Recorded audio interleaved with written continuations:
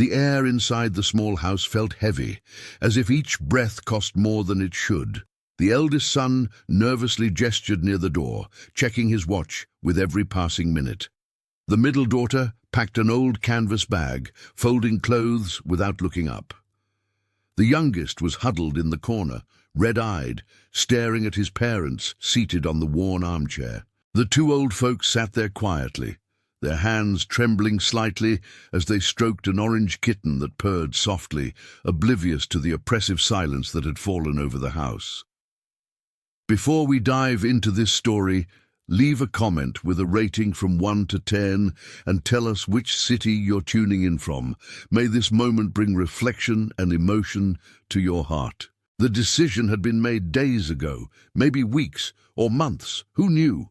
These things never happen all at once. They gradually take shape in a quiet conversation here, a averted gaze there, until one day the word abandonment ceases to be unthinkable and becomes just an alternative, a way out, a solution. The parents knew, of course they knew.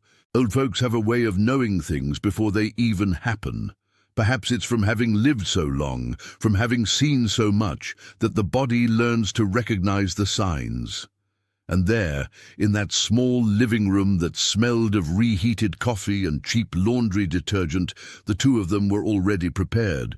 They weren't happy, they weren't resigned, but they were prepared. The eldest son was the first to actually move. He'd always been like that, practical, straightforward, not much room for sentiment. Or at least, that's what he liked to believe. He grabbed a canvas bag from the corner and started tossing things inside. An old pot, 2 cracked plates, a dish towel that had once been white, things that no one else would want, but that might still be useful. He didn't look at his parents. He couldn't. The middle daughter tried to maintain her composure. She'd always been the most proper, the one who studied, the one who tried to do things differently. But life had other plans. A marriage that failed, debts that only grew, kids who needed to eat every day. And now she was there, with a backpack on her shoulders and a lump in her throat that wouldn't go away. She glanced at her mother once, quickly, and saw silent tears tracking down her wrinkled face. She looked away instantly. The youngest was different. He still had that boyish way about him, even in his early 20s. He didn't want to be there, didn't want to do this. But he also didn't have the courage to stay alone, to go against his siblings, to be the only one to say no. So he stood there, trembling, softly crying, looking at his parents as if apologizing with his eyes. The father coughed now and then, a dry, tired cough. He didn't say a word. He just sat there, his wife's hand clasped in his, stroking the kitten that purred on their laps. The little creature was the only thing in that house that still seemed innocent, that still believed the world was a good place. Then the eldest son did something no one expected. He went to his parents' bedroom, a tiny room with a double bed that creaked with every movement, and pulled a leather suitcase from under the bed. It was an old, battered case, with mildew stains in the corners and a clasp that barely held shut. He thought, must be some old clothes in there, or some papers we can sell, whatever. Anything's better than nothing. He didn't ask if he could take it, he just grabbed it. And their parents, seated in the armchair, watched in silence. The father's gaze met the mother's for a second, and something passed between them. A message only those married for 50 years can understand without words. The middle daughter saw her brother with the suitcase and frowned. "What are you doing?" she asked, but her voice came out weak, without conviction. The eldest shrugged. "They won't need this," he said, and it was a lie. He knew it was a lie. But it was easier to believe the lie than to face the truth. The youngest began to cry louder. He went to his parents, knelt in front of them, and held both their hands. "I'm sorry," he choked out, his voice breaking. "I'm sorry, I'm sorry, I'm sorry." His mother stroked his hair slowly, just as she had when he was little and woke from nightmares in the middle of the night. "It's gonna be okay, sweetie," she said, and that was a lie too. But it was a gentle lie, the kind a mother tells when she wants to protect her child from a pain she knows he can't bear. The eldest son opened the door. The cold afternoon wind swept into the house, carrying the scent of wet earth and freshly cut grass. He stepped out first, carrying the leather suitcase and the canvas bag. The middle daughter followed, head bowed without looking back. The youngest lingered longer. He stood there frozen in the doorway, looking at his parents one last time, or at least what he thought would be the last time. The kitten meowed loudly, as if calling them back. But no one returned. The door shut with a dry thud, and the old car sped away, kicking up dust on the dirt road. Inside the house, the two old folks remained alone, embracing, with the kitten on their laps. And silence, that heavy, sad silence that lingers when someone you love leaves and doesn't come back, enveloped everything. They didn't know, not yet, that suitcase carried far more than old clothes. They didn't know that the road back would be paved with fear, remorse, and unanswered questions. They didn't know that their parents, those two old folks who seemed so fragile, held a secret so ancient and powerful it could change everything. But they were about to find out. Oh, they were about to find out very soon. The road was long and dusty. The car rattled with every pothole, and no one spoke. The eldest son drove, his eyes fixed ahead, hands tight on the steering wheel. The middle daughter stared out the window, watching the trees rush by, trying to think of nothing. The youngest was in the back seat, clutching his backpack, still softly crying. The leather suitcase was in the trunk, tossed in with their other belongings. And inside, hidden among layers of worn velvet and forgotten time, something pulsed. It wasn't a sound. It wasn't a light anyone could see from outside. It was more like a vibration, an energy that seemed to have a life of its own, as if it were waiting, as if it knew that soon, very soon, the silence would be broken and the truth would come to light. They drove for hours. They passed through small, forgotten towns, empty gas stations, rusty signs pointing to places no one ever went. The sun began to set, painting the sky orange and red, as if the universe itself were bleeding. It was almost dark when the eldest son pulled the car over to the shoulder. He couldn't take it anymore. Curiosity, or perhaps guilt, or maybe just the need to know if he'd done all this for nothing, was eating him alive. He got out, opened the trunk, and pulled out the leather suitcase. "What are you doing?" the middle daughter asked. But she was curious too. She also wanted to know. He set the suitcase on the ground by the side of the road and unlatched the rusty clasp. The lid lifted with a dry creak. And there, under the faint glow of the nearest lamppost, they saw it. They weren't old clothes. They weren't worthless documents. It wasn't money saved for emergencies. It was something different, something that shouldn't exist. An ancient object, crafted with a perfection that didn't seem human, rested on faded purple velvet. It was round, roughly the size of a dinner plate, covered in strange symbols that seemed to shift when you looked directly at them. And in the center, a stone or crystal or whatever it was, pulsed with a soft, almost imperceptible light. Yet it made the surrounding air vibrate. Beside the object a yellowed parchment, rolled and tied with a thin string. The eldest son picked up the parchment with trembling hands.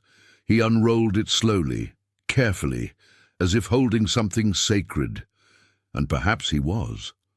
The handwriting was his father's, that slanted, firm script he'd known since childhood.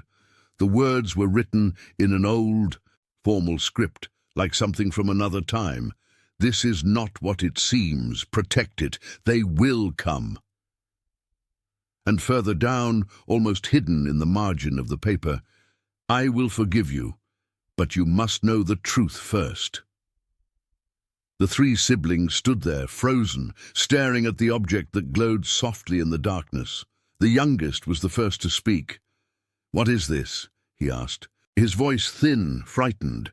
No one answered, because no one knew, but one thing was certain. This was no ordinary suitcase. And they hadn't stolen old clothes. They had stolen something much, much bigger than they could ever imagine. Night truly fell, bringing with it a chill that seemed to emanate from the very earth. The three siblings remained there, by the roadside, staring at the object that pulsed faintly inside the suitcase. The eldest son tried to pick up the artifact with his hands, but as soon as his fingers touched its cold surface, he felt something strange, like a shock, but without pain. It was more as if the object were recognizing him, testing, measuring.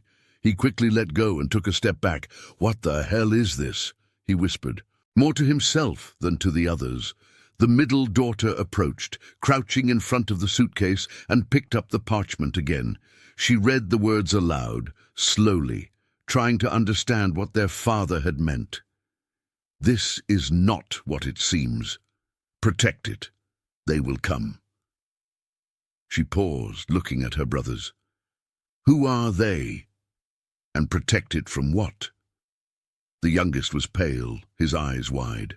"We have to go back," he said, his voice trembling. "We have to give this back now. We can't keep this." But the eldest son was already thinking of something else. That object was ancient, crafted with a technique he'd never seen. If it were gold or silver or any precious metal, it would be worth a fortune, maybe enough to solve all their problems, maybe enough to start over, debt-free, worry-free. "Hold on," he said, raising a hand. "We need to think this through. This thing could be worth a lot of money. We can't just go back and give it to them. The old folks wouldn't even know what to do with it."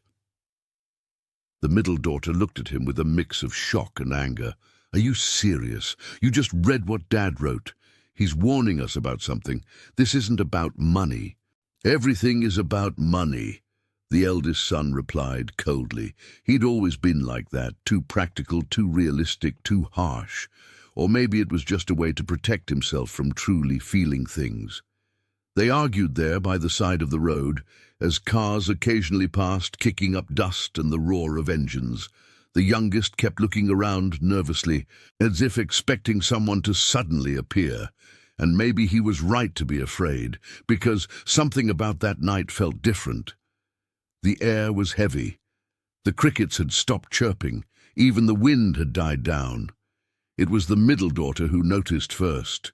She looked to the side of the road, where the dense woods began, and saw a shadow moving among the trees. It wasn't an animal.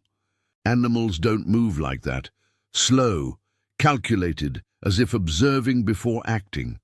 "Someone's there," she whispered, nodding her head. The three turned at the same time and saw them. Two figures, maybe three, standing in the shadows, watching them. Their faces were obscured. It was impossible to tell if they were men or women. But they could feel it, that sense of being observed, studied, evaluated. The eldest son quickly snapped the suitcase shut, grabbed it from the ground, and ran to the car. "Get in! Get in now!" he yelled, and the others didn't need to be told twice. They piled into the car, slammed the doors, and he sped off, the wheels spinning on the dirt before hitting the asphalt. In the rearview mirror, he saw the figures emerge from the woods and stand there. In the middle of the road, watching the car speed away. They didn't chase, they didn't shout, they just stood there, observing, as if they knew they didn't need to run, as if they knew they would meet again sooner or later. Inside the car, no one spoke. Their hearts pounded, blood thrumming in their ears. The youngest hugged his backpack, trembling. The middle daughter peered into the rearview mirror, checking if the figures had vanished. And the eldest son drove too fast, too dangerously, as if fleeing something he couldn't name. They drove for another hour until they found a cheap roadside motel. It was one of those forgotten places with a flickering neon sign, peeling paint on the walls, and a smell of stale cigarette smoke that clung to their clothes. But it was all they had.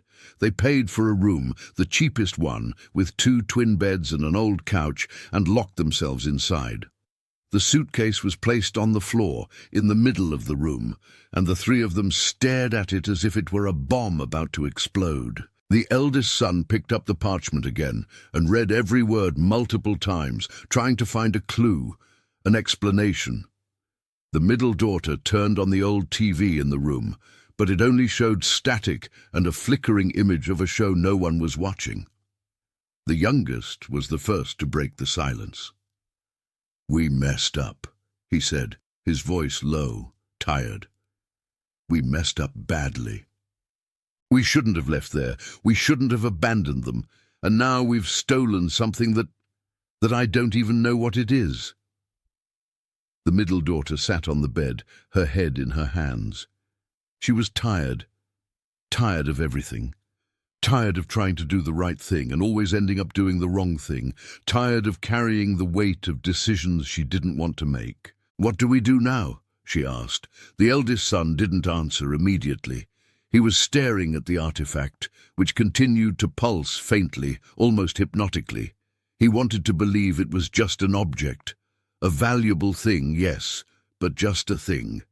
But deep down, he knew it wasn't. He had felt it when he touched it. It was alive, or had something alive within it. "Tomorrow, we find out what this is," he said finally. "We'll find someone who understands these things, an antique dealer, a collector, whatever. We'll figure out what it's worth and decide what to do." "What if the old folks were right?" the youngest asked. "What if they come after us, those people we saw on the road?" No one had an answer for that. The night was long and sleepless. Every sound from outside made the three of them jump nervously. Every car that passed on the road seemed like a threat. The artifact remained there, pulsing, as if breathing along with them. The eldest son tried to sleep, but every time he closed his eyes, he saw his parents' faces. He saw his mother crying in silence. He saw his father with that knowing look, the one that had foreseen everything. And he saw the kitten, that little orange creature meowing softly, not understanding why the people it loved had left. The middle daughter stayed awake all night, sitting on the old couch, staring at the suitcase. She picked up the parchment again and read it for the 10th time. "I will forgive you, but you must know the truth first." What did their father mean by that? What truth? And why did he write, "I will forgive" in the future tense, as if he hadn't forgiven yet, but already knew he would someday? The youngest cried himself to sleep, clutching his backpack, dreaming of the small house, the smell of reheated coffee, the kitten's meow, and his mother's arms wrapping around him as they had when he was a child. When the sun rose, none of the three were rested. They ate some stale bread and drank weak coffee at the gas station next to the motel. The waitress, a plump, middle-aged woman with deep circles under her eyes, looked at them with curiosity. Maybe she saw the suitcase. Maybe she saw how nervously they looked around. Or maybe she was just too tired to care about strangers passing through in the early morning hours. They got back in the car and continued their journey. The plan was to reach a larger city, find someone who could appraise the artifact. But as they drove, a strange feeling began to grow in their chests. It was as if they were being followed. Not always, not all the time, but every now and then when they checked the rearview mirror, they'd see a dark car that seemed to always be 2 or 3 turns behind. When they stopped for gas, the car would drive by slowly, but never stop. When they got back on the road, the car would reappear, always in the distance, always watching. "Are you guys seeing that?" the middle daughter asked, pointing to the rearview mirror. The eldest son frowned and sped up a bit. The dark car accelerated too, maintaining its distance. It didn't get closer. It didn't pull away. It just followed. "They're coming," the youngest whispered, his voice barely audible. "Dad warned us. They're coming." And for the first time since leaving their parents' house, the eldest son started to feel true fear. It wasn't fear of losing money. It wasn't fear of getting caught. It was fear of something bigger, older, more powerful than he could comprehend. They had meddled with something they shouldn't have. They had opened a door that should have remained closed. And now there was no turning back. The truth was beginning to surface, slowly, dangerously, and nothing would ever be the same. The city was larger than they expected. Old buildings mingled with new constructions, hurried people coming and going, honking horns, the smell of street food. The three siblings felt small there, lost among so many people who neither knew nor cared about their drama. The dark car had vanished a few blocks back, but the feeling of being watched persisted, clinging to their skin like a cold sweat. The eldest son parked on a side street, away from the busy thoroughfares, and retrieved the suitcase from the trunk. He had searched his phone and found the address of an antique dealer, a Mr. Henderson, who, according to online reviews, understood old and rare items. The place was down a narrow alley, between an old bakery and a junkyard. The sign on the door was faded. "Henderson Antiques, we buy and appraise." They entered. The place was dark, dusty, filled with old furniture stacked one on top of another. It smelled of old paper, varnished wood, and something like burnt incense. In the back of the store, behind a counter piled with trinkets, sat a thin man with round spectacles and white hair tied back in a ponytail. He looked up when he heard the bell above the door chime. "Good morning," he said, his voice calm, polite. "How can I help you?" The eldest son placed the suitcase on the counter. "We need you to take a look at something for us," he said, trying to sound casual. "It's a family heirloom. We want to know if it's worth anything." Mr. Henderson tilted his head, curious. "Heirloom, you say?" he repeated, but his tone made it clear he didn't quite believe them. He'd seen plenty of desperate people try to sell things that weren't theirs, but he wasn't one to judge. Business was business. He opened the suitcase and stood still for a full second, just staring. Then, slowly, he retrieved a different pair of glasses from a drawer, glasses with thick, strange lenses, and examined the artifact closely. He didn't touch it. He just looked. The silence in the shop grew heavy. The middle daughter exchanged glances with the youngest. Something was wrong. The way Mr. Henderson looked at that object wasn't the way someone looked at a valuable piece. It was the way someone looked at something that shouldn't exist. Finally, he took off his glasses and looked at the three siblings. His face was serious, almost frightened. "Where did you get this?" he asked, and for the first time his voice held a tension that hadn't been there before. "It's ours," the eldest son lied. "Family heirloom, like I said." Mr. Henderson shook his head slowly. "No, it's not," he said. "You have no idea what you're carrying, do you? This isn't just any antique. This is dangerous, very dangerous." The middle daughter took a step forward. "Do you know what this is, sir?" she asked, trying to keep her voice steady. He sighed deeply and sat down on an old chair behind the counter. He remained silent for a while, as if deciding whether or not to tell them what he knew. Then finally he spoke. "This is a seal," he said, pointing to the artifact. "One of the ancient seals. I don't know how many still exist in the world, but certainly not many. They were made centuries, perhaps millennia ago, by an order of guardians, people who protected knowledge, dangerous knowledge, knowledge that could change the world or destroy it." The youngest swallowed hard. "What kind of knowledge?" he asked, his voice trembling. Mr. Henderson shrugged. "No one knows for sure. They say each seal holds different information. Some speak of hidden locations, lost treasures. Others speak of ancient techniques, cures, powers, and some." He paused, looking at the artifact with that gaze of both fear and reverence. "Some say the seals guard things humanity should never know, things that were hidden for a good reason." The eldest son felt a shiver run down his spine. "And how do we open it?" he asked without thinking. The middle daughter glared at him, but he ignored her. Mr. Henderson chuckled, but it was a bitter, humorless laugh. Open it? You don't open it. No one does. Only the Guardians know how to access what's inside. And even they, as far as I know, only do so when it's absolutely necessary. He leaned forward, looking at the three of them seriously. You need to return this to whoever the true Guardian is, because if the wrong people find out you have this... He didn't finish the sentence. He didn't need to. The middle daughter pulled the parchment from her pocket and showed it to him. Our father wrote this, she said. He knew. He knew all along. Mr. Henderson read the words and nodded slowly. So your father was a guardian, he said, as if stating the obvious.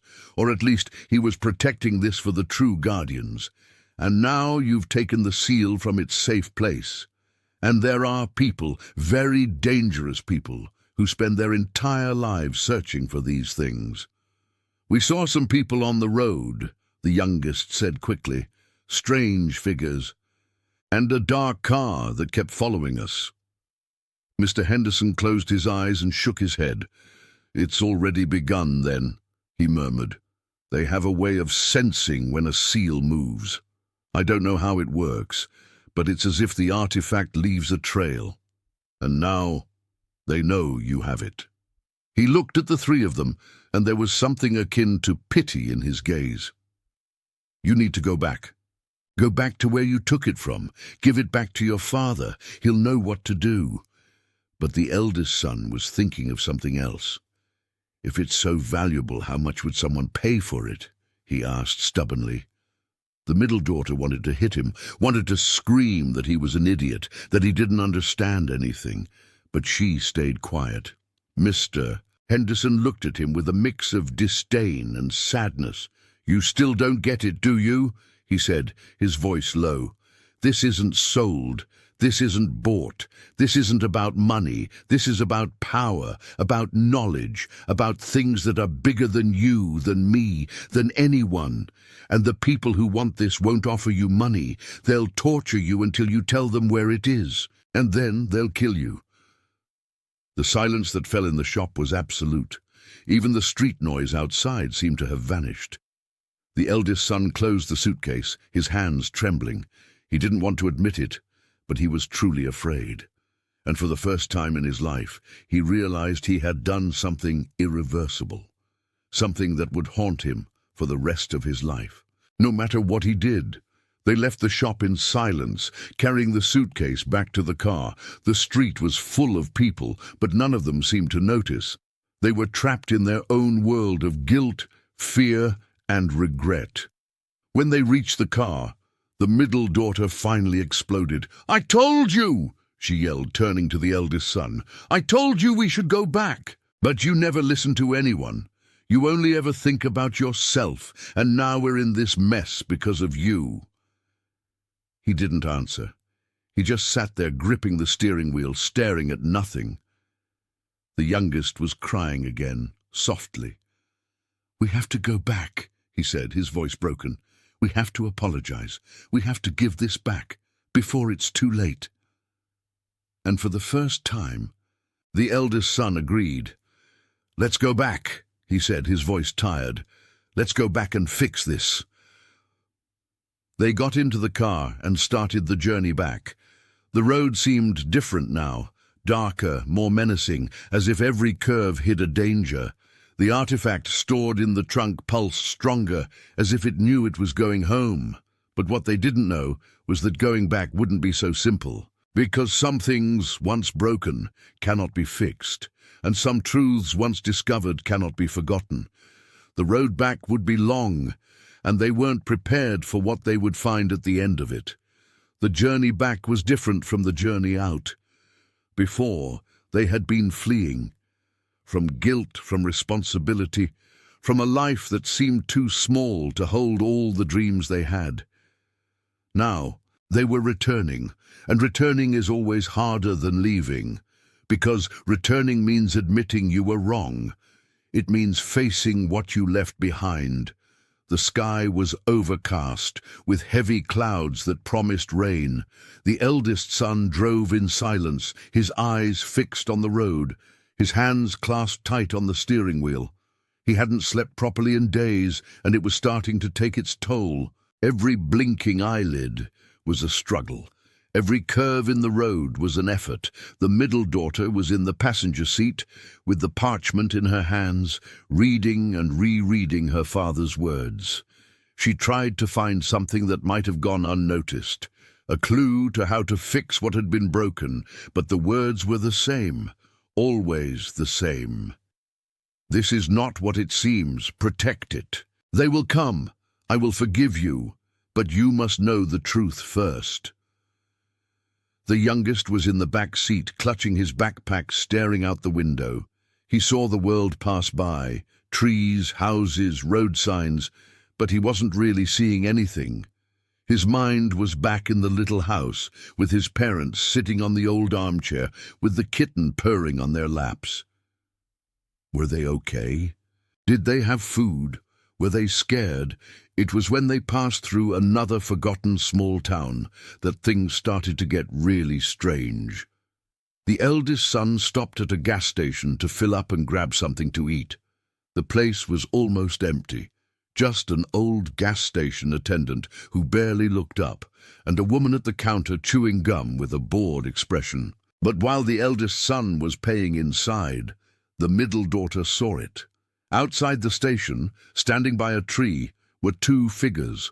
They wore dark, long clothes that looked like cloaks or robes, and on their arms, on their wrists, were embroidered symbols, the same symbols that were on the artifact. Her heart pounded. "They're here," she whispered to the youngest, who looked where she was pointing and went pale. The figures didn't move. They just watched, observed, waited. When the eldest son returned to the car with a bag of chips and sodas, she grabbed his arm. "We need to get out of here now," she said, her voice urgent. He saw the figures and needed no further explanation. He got in the car, started the ignition, and sped off, tires screeching on the asphalt. In the rearview mirror, he saw the figures remain still, watching the car leave. And for the first time, he realized something Mr. Henderson had tried to explain. Those people weren't in a hurry.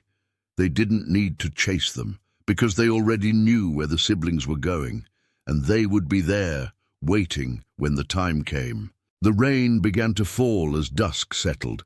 Thick drops hammered the windshield, making a constant hypnotic sound. The eldest son turned on the wipers, but the rain only grew heavier, obscuring their vision. They had to stop. They had to wait for the storm to pass. They found shelter in an abandoned little church by the side of the road. It was small, with an old tiled roof that leaked in several spots, dusty wooden pews, and an altar that seemed forgotten by time. But it was dry, or at least drier than the car. They rushed inside, carrying the suitcase, and sat on the pews, listening to the rain beat down outside. The place smelled of mildew and melted wax. There were images of saints on the walls, with peeling paint and eyes that seemed to follow you wherever you went. The middle daughter lit a candle she found in a corner and placed it on the altar. The faint light danced on the walls, creating shadows that moved like ghosts. The youngest couldn't stop trembling. It wasn't just the cold from the rain. It was fear. It was guilt. It was everything together, weighing on his chest like a stone. "We're not going to make it," he said, his voice low, defeated. "They're going to get us before we get there." "Shut up," the eldest son said, but without energy. He was scared too. He just didn't want to admit it. The middle daughter stood up and went to the window, watching the rain fall. Outside, between the flashes of lightning that lit up the sky, she could have sworn she saw figures moving. Shadows that shouldn't be there. She closed her eyes and took a deep breath, trying to calm herself. "Why didn't Dad tell us?" she asked, more to herself than to the others. "Why did he keep this hidden all these years? We grew up in that house, slept in that bedroom, ate at that table, and we never knew anything." The eldest son looked at the suitcase which lay on the floor near the altar. "He was protecting us," he said, and for the first time there was something akin to understanding in his voice. "If we had known, we would have wanted to know more, would have wanted to meddle, would have done exactly what we did." Silence. Only the sound of the rain and the dripping from the ceiling. Then the youngest spoke, his voice still trembling but firmer. "Do you remember the day Dad got sick, about 5 years ago? He was in bed for weeks, and we thought he was going to die." The middle daughter nodded. "I remember. Mum was praying all the time, and Dad kept mumbling things we didn't understand." "I heard him talking," the youngest continued. "One night I went into his room to bring him water, and he was talking to himself, or at least I thought he was talking to himself. He said he couldn't give up yet, that he had a promise, that he had something he needed to protect until the end." The eldest son frowned. "You never told us that." "I was a kid," the youngest replied. "I didn't understand. I thought it was a fever, delirium. But now I know he was talking about the seal. He knew he might die someday, and he was worried about what would happen to the seal when he was gone." The revelation fell like another heavy weight on their shoulders. Their father wasn't just a retired old man who raised his children with what little he had. He was a guardian, someone who had sworn to protect something greater than himself, and they, his children, had stolen it. They had betrayed his trust in the worst possible way. The rain began to ease after a few hours. The sky was still dark, but it was clear dawn was approaching. They decided to wait until first light before continuing their journey. The eldest son dozed on the pew, his head resting against the wall, dreaming of things he couldn't recall when he woke. The middle daughter stayed awake, watching the door, watching the windows, watching the shadows. The youngest prayed, not because he was religious, but because he didn't know what else to do. When the sun began to rise, they prepared to leave. But before opening the door, the middle daughter saw something that made her stop. On the window, drawn in the dust on the glass, was a symbol, the same symbol that was on the artifact. Someone had been there. Someone had entered while they slept, or tried to sleep, and had left a message. "They're warning us," she said, her voice tense. "They know where we are, and they know where we're going." The eldest son looked at the symbol and felt his stomach churn. "It doesn't matter," he said, trying to sound confident. "We keep going.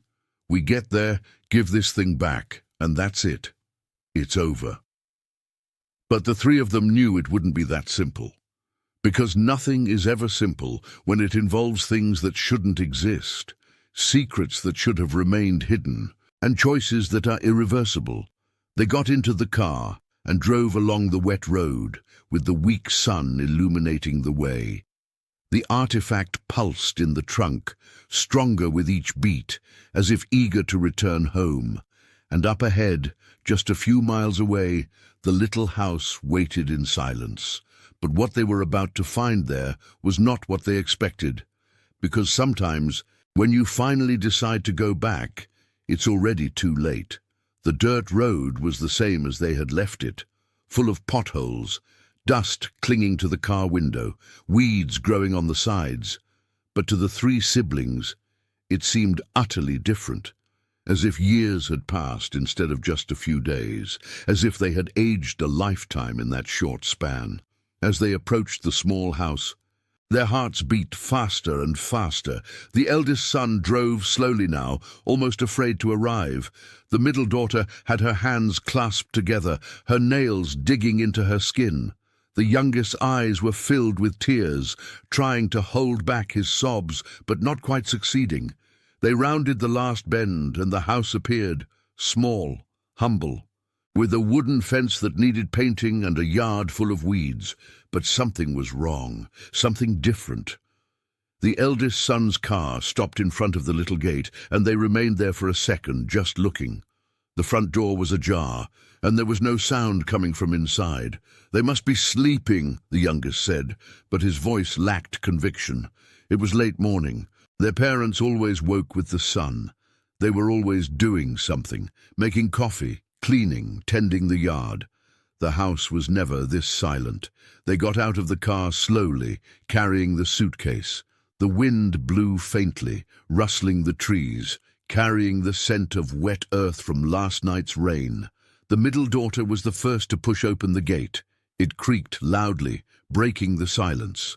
"Dad?" she called, her voice trembling. "Mum, we're back." No response. They walked into the yard and approached the door. The eldest son pushed it open slowly, and the creak of old wood echoed through the empty house, because it was empty. They saw that as soon as they stepped inside. The living room was clean, organized, but it was empty. The armchair where their parents used to sit was there, but no one was in it. The coffee table held a half-empty glass of water, as if someone had stopped drinking midway and never returned. The old curtains swayed with the breeze coming through the open window. "Dad!" the youngest called, louder this time, his voice breaking. "Mom, where are you?" They searched the entire house. In their parents' small bedroom, the bed was made. The comforter neatly folded, as always. In the tiny bathroom, the towels hung dry. In the kitchen, clean pots were in the dish rack, but no food was being made, no smell of coffee, no sign of life. Their parents were gone, or had been taken, and the kitten was gone too. The middle daughter sat on a kitchen chair, head in her hands, trying to process what was happening. The youngest ran outside, calling, shouting, hoping they would appear from somewhere, but they didn't. The eldest son stood in the middle of the living room, holding the suitcase, feeling its weight differently now. It wasn't just the weight of the object. It was the weight of guilt, of responsibility, of everything he had done wrong. That's when he saw it. On top of the old living room table, right in the center, an envelope, white, clean, standing out against the dusty house, and on it, written in their father's firm handwriting, "To my children." He picked up the envelope with trembling hands and opened it. Inside were 2 sheets of paper, handwritten, in that script he'd known forever. He began to read aloud, so the other 2 could hear as well. "My children, if you are reading this, it is because you have returned, and that gives me hope. Hope that there is still something good in you, something that made you realize your mistake and try to fix it." The eldest son's voice faltered, but he continued. "I knew you would take the suitcase. I knew it from the moment you decided to leave, not because I am a fortune teller, but because I know you. I know your pride. I know your haste. I know the way you look at your mother and me and see only 2 old folks who are no longer useful for anything." The youngest sobbed loudly. The middle daughter had tears streaming down her face. "But you did not know what was inside that suitcase, and now you know, or at least you are beginning to know. The seal you carry is not a common thing. It is not an inheritance to be sold. It is a responsibility my family has carried for generations, since before I was born, since before my father was born, and before his father." The eldest son paused, looking at the suitcase on the floor, at the object that pulsed faintly through the old leather. "When I was young, younger than you are now, my father told me the truth. He told me that we were guardians, that there was an ancient order spread throughout the world that protected dangerous knowledge. Knowledge that, if it fell into the wrong hands, could cause great harm. Each family guards a seal, and each seal holds a secret." The letter continued, and the eldest son's voice grew weaker with each line. "I tried to pass this burden on to you slowly. I tried to teach you values, responsibility, loyalty, but life is difficult, and I understand. I understand that you wanted more than a poor little house and 2 old parents. I understand that you dreamed of something bigger. I dreamed too when I was young, but I learned that some things are more important than dreams. Silence, only the sound of the wind and the youngest's sobs. When you left carrying the seal, I knew the seekers would sense it. They always sense when a seal moves, and I knew you would return, whether out of remorse or out of fear. Therefore, your mother and I made a decision. We went to a safe place, a place where the ancient order welcomes us, a hidden village deep in the Blue Ridge Mountains, where other guardians live in peace, protected. The middle daughter looked up, her eyes wide. "They're alive," she whispered. "They're okay." The letter continued. "The kitten, whom you saw here, came with us. He is more than he seems. He is a guardian too, in his own way. Animals have always been our allies on this journey. He will grow strong and loyal by our side." The eldest son had to pause for a second, wiping his eyes. When he resumed reading, his voice was steadier but filled with emotion. "Now you have a choice. You can leave the seal here, in this house, and go. The order will come for it, and everything will return to normal. You can live your lives as you always wanted, free from this responsibility. Or you can accept what this means. You can become true guardians. You can carry this burden, learn the secrets, protect the knowledge. It won't be easy. It will be dangerous. It will demand sacrifices. But it will have purpose. It will have meaning." The letter was almost at an end. "Whatever your choice, know that I forgive you. Your mother and I forgive you, because that is what parents do. We forgive even when it hurts. We love even when it's difficult. And we hope, always hope, that our children learn and grow." The last line was just a signature and a final phrase. "With love, always. Dad. P.S. The door to the order is at the root of the old oak tree in the backyard. If you decide to accept, you will know what to do." The eldest son slowly folded the letter and placed it back in the envelope. The three stood there, frozen, processing everything they had read. Their parents weren't dead. They weren't abandoned. They weren't alone. They had chosen to leave. They had planned everything. They had left a way out for their children, 2 ways out, in fact. The middle daughter was the first to move. She left the house and went to the backyard, to the old oak tree that stood in the corner. It was an ancient oak, with thick roots that emerged from the earth like veins. She knelt and began to search, running her hands over the roots, until she felt something different. A false piece of wood, a hidden little door. She opened it. Inside was a small metal box, and within the box another parchment and a medallion. The parchment held instructions, a map, coordinates, names of people, and the medallion bore the same symbol as the seal, the symbol of the guardians. She brought everything inside and showed it to her brothers. "He left everything ready," she said, her voice filled with wonder. "He knew we would come back. He trusted us, even after everything." The youngest picked up the medallion and looked at it for a long time. Then he looked at his siblings. "So now what? What do we do?" The eldest son looked at the suitcase, then at the letter, then at his siblings, and for the first time in a long time, he didn't have all the answers. He didn't know what was right. He only knew he had a chance, a single chance, to do something that mattered, something bigger than him. "We decide together," he said finally. "For the first time in our lives, we decide together." And outside, the wind whispered through the trees, carrying the scent of possibilities. The decision didn't come quickly. It wasn't the kind of decision made in seconds, driven by impulse or emotion. It was the kind that demands sitting down, breathing, looking inward and asking, "Who am I? Who do I want to be?" They stayed in the little house until the sun began to set. They talked, they argued, they cried, and slowly, little by little, each of them began to understand what they wanted to do. The youngest was the first to decide.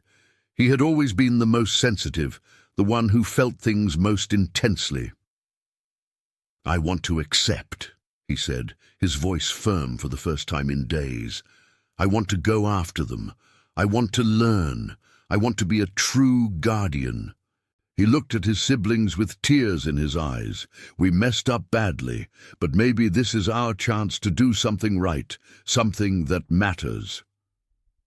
The middle daughter took longer to decide. She had always been the rational one, the one who thought about consequences, pros and cons, but after a long silence she nodded. "I want to too," she said. "Not because I think it will be easy, but because for the first time in my life I feel like there's a purpose, a reason to be here, and I want to get to know this side of our parents. I want to understand who they really were." The eldest son was the last. He stared at the seal for a long time, watching the light pulse, feeling that strange energy emanating from it. Part of him still wanted to run. Part of him still thought about taking it, selling it, disappearing, but another part, a small but growing part, wanted something different. He wanted redemption. He wanted to be more than just a selfish son who abandoned his parents. "I'll go with you," he said finally, and it was as if a weight had lifted from his shoulders. "I don't know if I'll be good at this. I don't know if I deserve it. But I'll try." They looked at the map their father had left. The coordinates led to a mountainous region, far from there, where the village of the ancient order supposedly lay. The journey would be long and dangerous, but they were determined. They packed the few things they had, carefully placed the seal back in the suitcase, and stowed the medallion and map. And as they were about to leave, they heard a noise, footsteps, many footsteps coming from outside the house. The eldest son ran to the window and looked out. What he saw made his blood run cold. There were figures surrounding the house, many figures, perhaps 10, perhaps more, all dressed in those dark clothes with the embroidered symbols, and in their midst a tall man with a mask covering half his face. The seekers had arrived. "We need to get out of here," the middle daughter whispered, desperate. "Now!" But it was too late. The front door burst open with a crash, and two figures entered. They didn't speak, they didn't threaten, they just stood there, blocking the exit. The masked man entered shortly after, walking slowly, as if he had all the time in the world. "Where is the seal?" he asked. His voice was strangely calm, almost polite, but there was a coldness to it that made their skin crawl. The eldest son stepped forward, placing himself between the man and his siblings. "We don't have it," he lied. "We already returned it to the Guardians." The man chuckled. It wasn't a joyful laugh. It was a laugh that knew the truth before it was even spoken. "Liar," he said simply. He pointed to the suitcase on the floor, near the table. "It's right there. I can feel it. We all can." And it was true. Now that the danger was so close, the seal pulsed stronger, as if warning, protecting, reacting. The light emanating from inside the suitcase was more intense, leaking through the cracks in the old leather. "You don't know what you have there," the man continued, walking slowly through the living room, looking at the simple things in the house with a mix of curiosity and disdain. "That seal holds knowledge that can change everything. It can cure diseases. It can grant power. It can make someone immortal. And it's being guarded by... Why? By a family of poor folks who can barely read?" "Out of respect," the middle daughter said, her voice trembling but firm. "Out of responsibility. Out of knowing that some things shouldn't be tampered with." The man looked at her, and even with the mask covering his face, his disdain was palpable. "Respect," he repeated, as if the word were amusing. "Responsibility, pretty words to justify mediocrity." He approached the suitcase. "I'm taking this now. You can leave alive if you don't interfere." But the youngest did something unexpected, something no one, neither his siblings nor the seekers, expected. He ran to the suitcase, grabbed the seal with both hands and shouted, "No!" The moment he touched the seal, something happened. The light exploded, not literally, but it was as if all the energy contained within had been released at once. The entire room was illuminated with that soft, warm glow, which seemed to come from another world. and in its center the youngest held the seal. His eyes closed, feeling something he couldn't describe. It was as if the seal was speaking to him, not with words, with sensations, with images, with ancient truths that came from a forgotten time. And in that moment, he understood. He understood why his father had guarded it his entire life. He understood why the guardians existed. He understood the weight and beauty of that responsibility. The seekers recoiled, shielding their eyes from the light. The masked man shouted something to the others, but the roar of the pulsing energy drowned everything out. It was as if the seal had decided, on its own, that it would not be taken, that it had chosen its guardian, and it had chosen the youngest. The light slowly diminished, and when it finally faded, the youngest stood, holding the seal, with tears streaming down his face. But they weren't tears of fear. They were of understanding, of acceptance, of purpose. "You won't take this," he said, and his voice, once so weak and frightened, was now firm. "This isn't yours. It never was. It never will be." The masked man took a step back, and for the first time there was something akin to fear in his demeanor. "You don't know what you've done," he said softly. "You have just marked yourself. The Order will know. The Seekers will know. You will never have peace again." "I know," the youngest replied, "and I accept." There was a moment of tension where anything could happen. The Seekers could attack. They could try to take the seal by force, but they didn't. Perhaps because they sensed that the seal was now linked to the youngest in a way that couldn't be easily broken. Or perhaps because they knew the Order was on its way, that the true guardians had felt the awakening of the seal and were coming. The masked man looked at the three siblings one last time. "This doesn't end here," he said. "We will meet again, and next time I won't be so gentle." He turned and left, taking the other seekers with him. In seconds, the house was empty again. Just the three siblings, the suitcase, and the seal that now glowed faintly in the youngest's hands. The middle daughter ran to her brother and hugged him tightly. "Are you okay?" she asked, desperate. "What was that? What did you feel?" The youngest took a moment to respond. When he spoke, his voice was different, older, wiser, as if he had lived 100 years in a few seconds. "I saw," he said. "I saw everything, what the seal guards, why it is so important, and I understood. I understood that we were chosen, not by accident, but because it had to be this way." The eldest son looked at him with respect.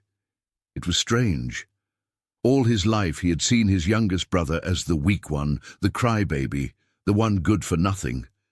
But now, in that moment, he was the strongest of the three. "We need to go," the eldest son said, "before they come back with reinforcements. We need to reach the Order, deliver the seal to Dad, and learn what we need to learn." The three rushed out of the house, got into the car, and sped down the dirt road, leaving behind the little house that had been their home. But they weren't fleeing anymore. Now they were heading towards something, towards a destiny, towards a truth. And there, in the distant mountains, where the village of the ancient Order waited in silence, their parents looked at the horizon, with the grown Kitten by their side, and knew their children were coming. They were returning, but different, transformed, and perhaps, just perhaps, redeemed. The road to the mountains was long and tiring. They drove all night, stopping only for gas and to grab something to eat. The seal remained with the youngest, who held it as if it were the most precious thing in the world, and perhaps it was. At least now he understood that. As they ascended the mountain range, the air grew colder, thinner. The trees changed. Fewer poplars and more pines, ancient redwoods that seemed like natural guardians of the path. There was a low mist that obscured their vision, but the map was clear. A few more miles, a few more turns. As the sun was rising, they arrived. The village wasn't what they expected. There was no sign, no paved road, just a dirt trail that led to a cluster of simple houses built of stone and wood, scattered among the trees. Smoke rose from some chimneys. Children were playing on a lawn. Chickens pecked. Dogs slept in the shade. It looked like a normal place, a place forgotten by time. But when their car entered the village, people stopped, looked, and slowly began to approach. They were men and women of all ages. Some old, bent by time. Some young, strong, with that look of someone who had been through a lot. And everyone, absolutely everyone, had the same symbol embroidered somewhere on their clothing. The symbol of the Guardians. The eldest son stopped the car in the center of the village, and the three got out slowly. They were nervous, tired, dirty from the journey. But they were there. They had arrived. An elderly woman approached. She had completely white hair pulled back into a bun, deep wrinkles on her face, but her eyes were young, bright, full of life. "You are his children," she said. And it wasn't a question, it was a statement. "We were expecting you." "Expecting?" the middle daughter repeated, confused. The woman smiled. "The seal announced itself when it awakened. We all felt it, and we knew that meant you had made your choice." She looked at the youngest, who held the seal against his chest. "And it seems the seal made its choice too." She gestured for them to follow her. They walked through the village, passing simple but well-kept houses, blooming gardens, children playing without fear. It was a place of peace, a protected place, a place the outside world had forgotten, or perhaps never even knew existed. At the far end of the village, at a house slightly larger than the others, the woman stopped. "They're inside," she said. And before the siblings could process it, the door opened, and there they were, their father and mother, alive, healthy, dressed in simple, clean clothes, and in their mother's arms the kitten, who was no longer so little. He had grown strong, his orange fur shining in the sun. For a second no one moved, no one spoke. They just stared at each other. Years of suppressed emotions wanting to burst forth all at once. Then the youngest dropped everything and ran into his parents' arms as he had as a child, sobbing loudly, apologizing amidst his tears. His mother hugged him tight, stroking his hair, crying with him. His father placed a hand on his shoulder, firm, silent, but his gaze said it all. The middle daughter followed, more slowly, but with the same desperate need. She hugged her parents, and for the first time in a long time, allowed herself to simply be a daughter. Not the rational one, not the strong one, just a daughter who had made a mistake and sought forgiveness. The eldest son stood still for longer. He had always been the proudest, the toughest, but seeing his parents there, alive, well, looking at him with that unconditional love only parents have, broke something inside him. He approached slowly, and when his father opened his arms, he crumbled. He cried, as he hadn't cried since he was a child. Cried for everything he had done, for everything he had failed to do. "I'm sorry," he whispered. "I'm sorry, I'm sorry." And his father, with that calm voice he always had, replied, "You are already forgiven, my son. You were forgiven even before you asked." They stayed there, embracing, for a time that felt eternal.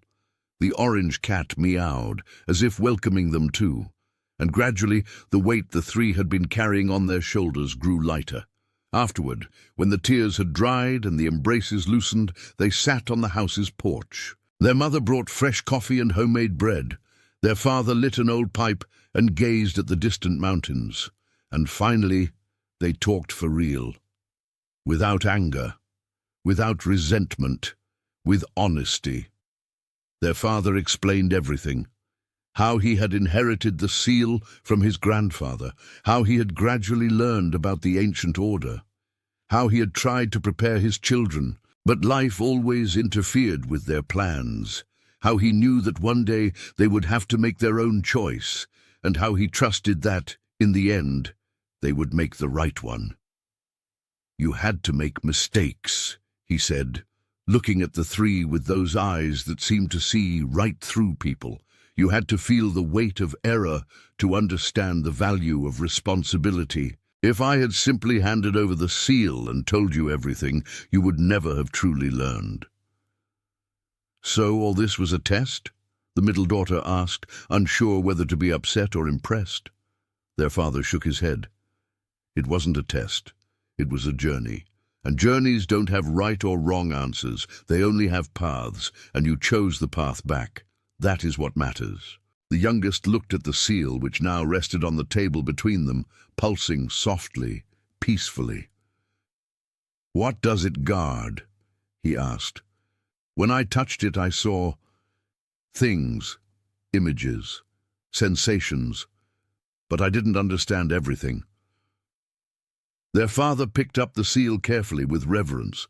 "This specific seal guards the knowledge of healing," he said. "Not common healing, with medicines and surgeries, but true healing, the kind that touches the essence of life, the kind that can bring someone back from the brink of death, the kind that can regenerate what was lost." He paused, looking at the object with a mix of awe and fear. "That's why it's so dangerous. That's why the Seekers want it so badly, because with this knowledge, a person could become immortal, could control life and death." "And why don't we use it?" the eldest son asked. "Why don't we heal people, save lives?" "Because every action has a price," their mother replied, speaking for the first time. Her voice was soft, but held deep wisdom. "Life is not meant to be manipulated in such a way. Death is part of the cycle, and tampering with it brings consequences we can't always foresee. But there have been moments," their father continued, "where the knowledge was used, moments of great need, and always there was a price to pay. That is why the Order exists, to decide when, if, and how this knowledge can be used, to protect the world from humanity's own ambitions." The three siblings fell silent, absorbing it all. It was a lot. It was heavy, but it was also incredible. They were part of something greater, something that existed long before they were born and would exist long after they were gone. "So now what?" the middle daughter asked. "What do we do?" Their father smiled. "Now you learn. You learn everything I've learned, everything my father taught me, and everything the Order can teach you. You will live here with us in this village. You will train, you will study, you will prepare for the day when you need to pass the seal on to your own children or to whoever the Order chooses." "And the Seekers?" the youngest asked, worried. "They won't give up." "No," their father agreed. "They never give up. But here we are protected. The Order has its own methods, its own defenses, and you will learn those too." The sun was high now, illuminating the entire village with a golden light. The children continued playing, the chickens pecked, the dogs slept, and the three siblings, for the first time in a long time, felt something they had almost forgotten: peace. They had made mistakes, many mistakes, but they had returned. They had chosen the difficult path, the right path. And now they had a chance to start over, to learn, to grow, to become something greater than they were. The orange cat jumped onto the youngest's lap and began to purr. He slowly stroked the creature and realized he was smiling, a small but true smile. "We're going to stay," he said, looking at his siblings. "We're going to learn. And one day we're going to be worthy of this, worthy of the seal, worthy of our parents' trust." The eldest son and the middle daughter agreed.